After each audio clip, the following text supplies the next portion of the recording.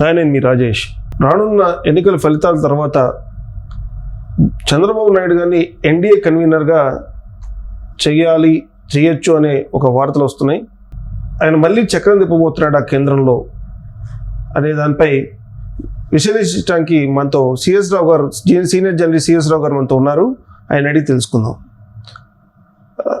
Elections తర్వాత NDA కన్వీనర్గా చంద్రబాబు గారిని చేస్తున్నారని వార్తలు వస్తున్నాయి. దాన్ని ఏ రకంగా చూడొచ్చు? మళ్ళీ చక్రం తిప్పబోతున్నారా బాబు గారు ఢిల్లీలో? అది ఈ మధ్యకాలంలో దాదాపుగా సోషల్ మీడియాలో, మెయిన్ మీడియాలో కొన్ని చోట్ల వస్తుంది, కానీ సోషల్ మీడియాలో విస్తృతంగా మనకు కనిపిస్తున్నటువంటి న్యూస్ ఏంటంటే, రాబోయేటువంటి రోజుల్లో చంద్రబాబు నాయుడు జాతీయ స్థాయిలో మరొకసారి రాజకీయపరమైనటువంటి అంశాల్లో కీలకం కాబోతున్నారు అనేది వినిపిస్తుంది. దానికి కారణం ఏంటంటే, ఇప్పుడు 5 విడతల 6వ విడత కూడా పోలింగ్ జరిగింది. 7వ విడత మిగిలి ఉంది. 1వ తారీఖు జరగబోతుంది. 1వ తారీఖు జరగబోతుంది. 6వ తారీఖు 1వ తారీఖు 7వ విడత లాస్ట్ విడత జరగబోతుంది. సో ఇప్పుడు వరకు జరిగినటువంటి ఎన్నికల సరళిని చూస్తే, పోలింగ్ సరళిని కనుక చూస్తే, నరేంద్ర మోడీ బీజేపీ ఏదైతే ఆశించారో 370+ బీజేపీకి, 400+ ఎన్డీఏకి అని చెప్పి వాళ్ళ టార్గెట్ ఏదైతే పెట్టుకున్నారో ఆ టార్గెట్ రీచ్ అయ్యేటువంటి పరిస్థితి లేదు అనేది ఒక అంచనా. విపక్షాలు కూడా అదే చెప్తున్నాయి. మమతా బెనర్జీ చెప్తుంది, కేజ్రీవాల్ చెప్తున్నారు, అలాగే శరద్ పవార్ చెప్తున్నారు, రాహుల్ గాంధీ ప్రతిసారి చెప్తున్నారు. సో ప్రియాంక ఈ మధ్యకాలంలోనే మొన్నట్లోనే అసలు మైండ్ దొబ్బింది నరేంద్ర మోడీకి తీసుకెళ్లి హాస్పిటల్లో ఏదో చూపించండి అని చెప్పి అమిత్ షాకి, నడ్డాకి ఆవిడ సూచన చేస్తున్నారు. దానికి కారణం ఏంటంటే, కేవలం బాలరాముని విగ్రహ ప్రాణప్రతిష్ఠ చేసినందువల్లనే మళ్ళీ అధికారంలో రావచ్చు అని చెప్పి నరేంద్ర మోడీ భావించాడు. అది సాధ్యం కాదు అనేది బీజేపీ వాళ్ళ మీద కాంగ్రెస్ వాళ్ళు చెప్తున్నటువంటి మాట. ప్లస్ నరేంద్ర మోడీ ఇటీవల కాలంలో చేసినటువంటి వ్యాఖ్యలు కానీ, ఆయన వ్యవహారాల శైలి కానీ, ఇవన్నీ కనుక చూస్తే ఆయన ఏదైతే అనుకున్నారో ఆ స్థాయిలో 400+ వచ్చే అవకాశం లేదు, 370+ వచ్చే అవకాశం లేదు బీజేపీకి అనేది వినిపిస్తుంది. ఏం చేశారు కామెంట్లు ఆయన అంటే, కాంగ్రెస్ పార్టీకి ఓటేస్తే హిందూ ఆస్తులని ముస్లింలకు పనిచేస్తారు, హిందూ మహిళల తాలిబొట్లు తీసుకెళ్ళి ముస్లింలకి ఇచ్చేస్తారు, ఇలాంటి కామెంట్లు చేశారు. ఒక ప్రధానమంత్రి స్థాయిలో నరేంద్ర మోడీ ఆ కామెంట్లు చేయడం అనేది ఓటమికి సంకేతంగా కాంగ్రెస్ పార్టీ భావిస్తుంది. అంటే వాళ్ళు ఆశించిన స్థాయిలో పర్ఫార్మెన్స్ లేదని చెప్పి వాళ్ళు ప్రగాఢంగా నమ్ముతున్నారు, విశ్వసిస్తున్నారు. ఈవెన్ జయరాం రమేష్ నిన్న మాట్లాడారు, అసలు అధికారంలో కాంగ్రెస్ పార్టీ రాబోతుంది, నరేంద్ర మోడీ ఇంటికేను అని చెప్పి ఆయన చెప్తూ ఉన్నారు. అంటే ఒక్కొక్కటితో పోలింగ్ మూస్తున్నట్టు కొద్దీ బీజేపీకి ఆశలు నీరుగారిపోతున్నటువంటి పరిస్థితి కనిపిస్తుంది అనేది ఒకటి. రెండేంటంటే, ఒకవేళ సంకీర్ణ ప్రభుత్వం కనుక ఏర్పడాల్సి వస్తే, సంకీర్ణ ప్రభుత్వం ఏర్పాటు చేయాలి ఢిల్లీలో అనేటువంటి పరిస్థితి వస్తే, బీజేపీ బలమైన పార్టీగా లేకపోతే భాగస్వామ్యంలో, అప్పుడు నరేంద్ర మోడీ ప్రధానమంత్రి అభ్యర్థిగా ఒప్పుకుంటారా ఒప్పుకోరా అనేది ఇంకొక అంశం కూడా వినిపిస్తుంది. ఎందుకంటే నరేంద్ర మోడీని చాలామంది వ్యతిరేకిస్తున్నారు. భాగస్వామ్య పక్షాల్లో ఉండేటువంటి వాళ్ళు, బీజేపీలో ఉండేటువంటి వాళ్ళు, ఆర్ఎస్ఎస్లో ఉండేటువంటి వాళ్ళు కొంతమంది వ్యతిరేకిస్తున్నారు నరేంద్ర మోడీ నాయకత్వాన్ని.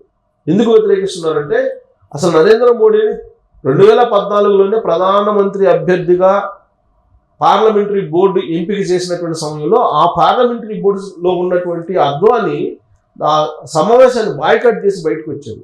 ఈ ప్రపోజల్ తీసుకొచ్చిన వెంటనే బయటకు వచ్చినటువంటి ఆయన నేషనల్ ఛానల్లో మాట్లాడిన మాట ఏంటంటే, ప్రధానమంత్రి నరేంద్ర మోడీ అయితే అప్రకటిత ఎమర్జెన్సీ భారతదేశ వ్యాప్తంగా వస్తుంది అని ఆయన చేసినటువంటి వ్యాఖ్య అద్వానీ. ఇప్పుడు కళ్ళెత్తితే అదే కనపడుతుంది అనేది కాంగ్రెస్ వాళ్ళు చెప్పేటువంటి మాట. 2014 నుంచి 2019 వరకు అవార్డు వాపసీ కార్యక్రమం చాలా పెద్ద ఎత్తున జరిగింది. నోట్లు రద్దు చేశారు, గందరగోళం చేశారు. సరే, 2019లో ఆయన మళ్ళీ రెండోసారి అధికారంలో రావడం జరిగింది. 2019లో అధికారంలోకి వచ్చిన తర్వాత ఆయన రాష్ట్ర ప్రభుత్వాన్ని, ప్రాంతీయ పార్టీని నిర్వీర్యం చేసేటువంటి కార్యక్రమం పెట్టుకున్నారు ఆయన. అలాగే పార్లమెంట్లో చూస్తే కనుక ప్రతిపక్షాలు కానీ మాట్లాడలేకుండా ఉండేటువంటి పరిస్థితి ఏర్పడింది. ఇంకొక వైపు రైతు చట్టాల మీద ఉత్తర భారతదేశంలో ఎంత వ్యతిరేకత వచ్చిందో మనం చూసాం. పంజాబ్లో కానీ, హిమాచల్ ప్రదేశ్లో కానీ, హర్యానాలో కానీ ఈ రాష్ట్రాల్లో. మరొక వైపు మణిపూర్ సంఘటన అట్టుడుగుతుంది ఇప్పటికి కూడా, దాన్ని ఏమో బయటకు రానివ్వట్లేదు. టోటల్ మీడియాను కూడా ఆయన కట్టడి చేశారు అనేటువంటి అభిప్రాయం ఉంది.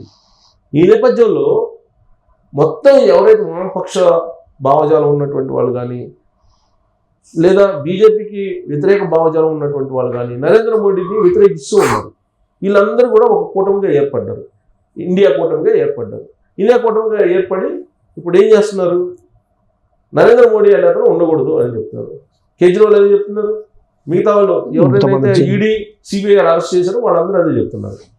సో ఇలాంటి పరిస్థితుల్లో ఒకవేళ మెజారిటీ సీట్లు కనుక రాకపోతే బీజేపీకి నరేంద్ర మోడీని ప్రధానమంత్రిగా మూడోసారి ఎంపిక చేసుకునే అవకాశం ఉందా అని అంటే లేదు అనేది చాలా మంది చెప్తున్నారు మాట. అలాంటి సమయంలో దక్షిణ భారతదేశం చాలా కీలకం ఈసారి ప్రధానమంత్రి కావడానికి నరేంద్ర మోడీకి. ఉత్తర భారతదేశం తగ్గుతాయి కాబట్టి సీట్లు. సో దక్షిణ భారతదేశంలో బలమైనటువంటి పార్టీగా తెలుగుదేశం పార్టీ ఈసారి దాదాపుగా సొంతగానే ఒక తెలుగుదేశం పార్టీకే దాదాపు 16-17 దాకా వచ్చేటువంటి అవకాశం ఉందని చెప్పి అంచనా వేస్తున్నారు. 16 దాకా వచ్చే అవకాశం ఉందని చెప్పి అంచనా వేస్తున్నారు. సో ఇలాంటి పరిస్థితుల్లో చంద్రబాబు నాయుడు కీలకం కాబోతున్నారు మరోసారి ఢిల్లీ వేదిక జాతీయ రాజకీయాల్లో.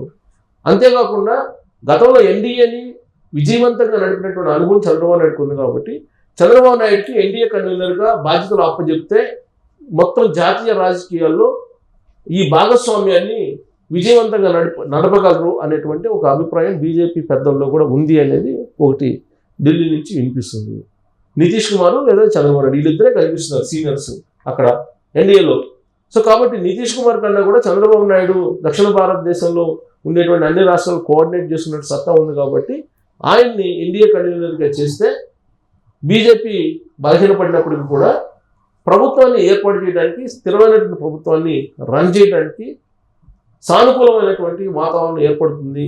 దానికి సమర్థుడు చంద్రబాబు నాయుడు అనేటువంటి ఒక అభిప్రాయం బీజేపీ వర్గాల్లో ఉంది. ప్లస్ దానికి తగ్గట్టు బీజేపీలో కూడా ఒక ప్రధానమైనటువంటి గ్రూపు చంద్రబాబు నాయుడుకి మద్దతు ఇస్తూ ఉంటుంది. నరేంద్ర మోడీ వ్యతిరేకంగా ఉంటాడు చంద్రబాబు నాయుడుకి ఆబ్వియస్గా. కానీ ఇప్పుడు అవసరాల దృష్ట్యా చంద్రబాబు నాయుడుని కన్వీనర్గా ఉండాలని చెప్పి నరేంద్ర మోడీ కూడా కోరుకునేటువంటి పరిస్థితులు ఉన్నాయి. ఎందుకంటే 2014లో మనం చూసాం ఆంధ్రప్రదేశ్కి నరేంద్ర మోడీ వచ్చినప్పుడు చంద్రబాబు నాయుడుకి వేదిక మీద ఇచ్చినటువంటి ప్రయారిటీ ఏంది అనేది విజువల్స్లో ఇప్పటికి కూడా సోషల్ మీడియాలో తిరుగుతూ ఉంటాయి. అంటే అవసరాన్ని బట్టి నరేంద్ర మోడీ వ్యవహరిస్తూ ఉంటారు. ఇప్పుడు బీజేపీ కనుక 370+ రాకపోతే, వాళ్ళు కనుక 230 దగ్గర ఆగిపోతే ఖచ్చితంగా చంద్రబాబు నాయుడు ఎన్డీఏ కన్వీనర్గా చేసి జాతీయ రాజకీయాల్లో కీలకం చేసి ఢిల్లీ పీఠంలో మాత్రం నరేంద్ర మోడీ కూర్చునేటువంటి అవకాశం ఉంది. నరేంద్ర మోడీ ఎన్డీఏ కన్వీనర్ బాధ్యతలను చంద్రబాబు నాయుడుకి అప్పచెప్పే అవకాశం ఉంది అనేది రాజకీయ వర్గాల్లో ఢిల్లీ స్థాయిలో జరుగుతున్నటువంటి ఒక చర్చ. ఎందుకంటే గత అనుభవం దృష్ట్యా ఇవాళ జాతీయ స్థాయిలో జాతీయ రాజకీయాల్ని ఏకతాటిపై నడిపేటువంటి లీడర్ ఎవరైనా ఉన్నారు అని అంటే మొదటి వరుసలో కనిపించేటువంటి పేరు చంద్రబాబు నాయుడు.